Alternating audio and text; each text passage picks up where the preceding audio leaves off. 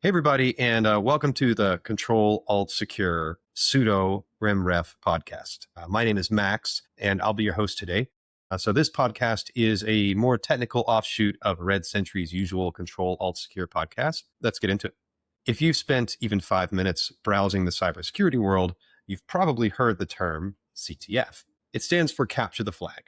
But we aren't talking about running around a muddy field trying to grab a piece of fabric from the neighborhood kids. In cybersecurity, a CTF is a competitive gaming arena for hackers, defenders, and tech enthusiasts. Think of it like a digital escape room meets a puzzle championship. Organizers will build intentional, clever vulnerabilities into software, websites, or networks. And your job is to find those flaws, exploit them, and retrieve a hidden string of text called the flag. Usually looks something like this. Flag, you hacked me, or some other interesting string of text. Honestly, people like to get pretty creative with those. But once you submit the flag into the scoring portal, you get points. And that's pretty much how it works. Generally, you'll run into two types of CTF events. First, there's the Jeopardy style, where you'll have like a board of categories with something like web exploitation, cryptography, reverse engineering, or forensics, or general skills, something like that. You'll pick a challenge, a difficulty level, solve it, and move on. The second is attack and defense, where teams will try to hack into rival servers while patching and defending their own. It is fast, it is addictive, and it is hands down the best way to learn practical security. Now, if you're looking at this from the outside, it can feel incredibly intimidating. You might look at a challenge and think, I don't even know what language this is written in. Don't panic though. That is completely normal. Here are some battle-tested pieces of advice to help you approach your very first CTF. Number one, embrace the search engine.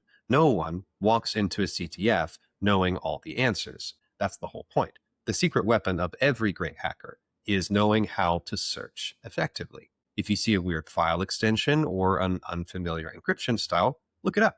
Researching on the fly is the game. Next, start with a sanity check. Most CTFs have beginner tier categories, often labeled general skills or warm-ups. Do these first. They build your confidence and they get you used to how the platform works. Next, read write-ups. This is the ultimate cheat for CTFs, but guess what? Hacking is cheating.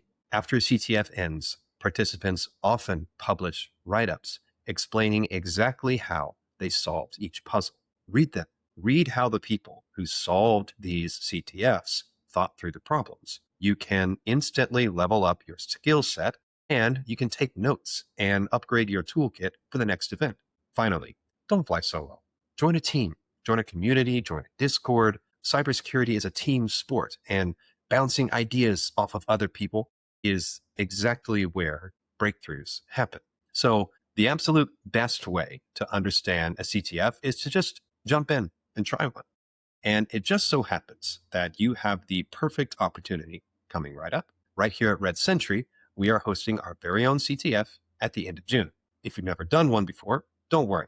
This round will be beginner friendly. So whether you're a software developer, curious about cybersecurity, or a student, or a seasoned sysadmin, or even a cybersecurity professional, we want you there.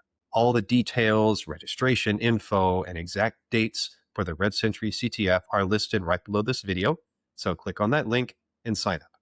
Get your environment ready, and let's see if you can capture those flags. Anyone can apply to enter, but slots are limited. Don't worry though. This is far from the last event that we will be hosting. So even if you aren't selected this time around, the next one will be here before you know it. Hit that link, check out the details below. And thank you for watching. If you like what you see, hit the subscribe button, and I'll see you on the scoreboard at the end of June.